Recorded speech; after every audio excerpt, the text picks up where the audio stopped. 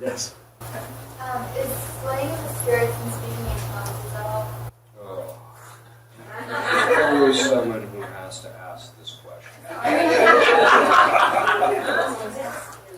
The reason I say that is because every time I do this, there's always somebody who argues with me, and it's because they don't know the first basic aspects of theology. In the church's tradition, by the way, again, we're back to tradition. In the church's tradition, there are two kinds of graces. The first is graces which make you pleasing to God. So there's two kinds of graces. Those which make you pleasing to God, and those which are gratuitously given. The ones that make you pleasing to God are sanctifying grace, that's the indwelling of the Blessed Trinity in your soul, and actual grace, which enlightens the mind and strengthens the will in order to do the right thing. Then there's gratuitous graces, and these gratuitous graces deal with things like the charismatic gifts, as well as things like vocation to the priesthood, things of that sort. Okay.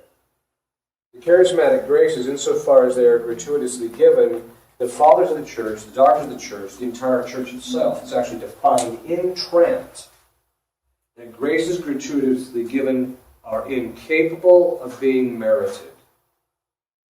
You cannot pray for them, and God gives them to you. You cannot offer something up to get them. You can't do anything to get them. They are gratuitous purely on the side of God. It says it right in Scripture. He gives them to him as he wills, which means that there's nothing you can do. So people say, oh, well, you can get the gift of tongues if you just sit here and open yourself up to the Spirit. It's, I should have bought a Honda. I'm sorry, but it's not going to work that way. Because the church has defined that these things cannot be gained that way. This came into the Catholic Church from the Pentecostals who did not have a proper theology of grace. So when they thought that you could just do these things and then you would get them. And then, of course, there was all these misinterpretations of St. Paul where these things are talked about. Okay. That being the case, the worst case of possession that I ever had was a woman who asked for the gift of tongues and she got it. There are three kinds of gifts. When you talk about tongues, there's three kinds. The first is for instance, if you're talking about tongues, there's three kinds. First is the authentic. And in Scripture, we see it playing itself out. There's two kinds. The first is the person speaks their language, so you have language A, but the other person hears language B. So when Peter got up there and started preaching, everybody from all over the place had heard their own language. The second is that God infuses in you the knowledge of the language, so you actually know what you're saying. Now keep that in mind. So you speak to the language that's infused in you, and the person hears that language. So in the case of Philip, when he goes to see the eunuch, God gives him the gift of tongues so that he can actually go and actually evangelize the eunuch. Okay. Now, what is that? Why is this the case? The reason it's the case that you actually know what you're saying is because God, St. Thomas says, there's a principle. God always uses an instrument according to the nature of an instrument, the nature of that instrument. We are intelligent creatures. God doesn't use us in a way when we're supposed to be doing something volition or voluntary or speech or things like that sort. He doesn't use us unless we know what we're doing. He infuses the knowledge in it, and then from there we can actually know what we're doing. That knowledge of knowing what you're doing is how you distinguish it from the diabolic form.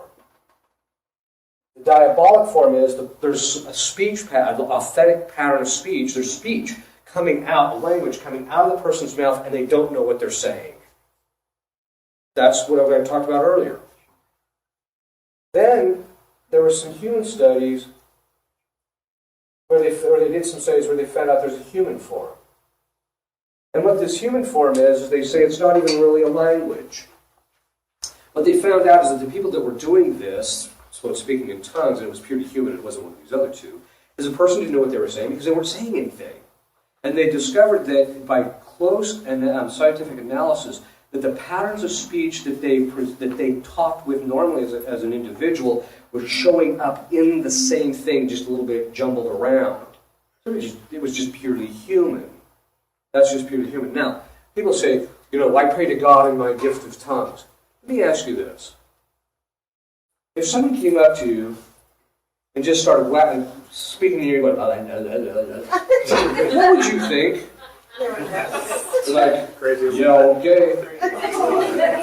Why do they think God doesn't think that?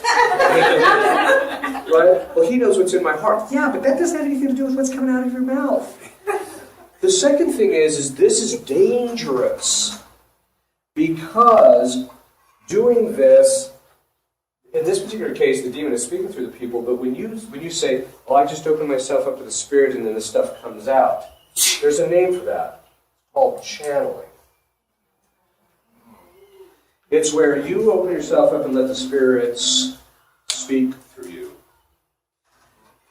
This is one of the reasons why I tell people, that's why this woman became possessed, because it was a superstitious behavior that she was engaging in, and as a result she became possessed as a result of it. I cannot tell you, when I was in the Diocese of Omaha, because the first place I was an exorcist was for the Archdiocese of Omaha, I cannot tell you how many people I had to clean up from the charismatic renewal. But let me be clear, I have the highest estimation of some of these people because they're actually serious about their spiritual life, they're trying to do the right thing, they're one of the few people who takes spiritual warfare seriously, etc. But what they're doing is an adoption from the Protestants and has nothing to do with the history of the Catholic Church. Nothing. And as a result of that, it's really dangerous. So being slain in the Spirit, there is no such charismatic gift. It's not real. In fact, I think a lot of it's just psychological.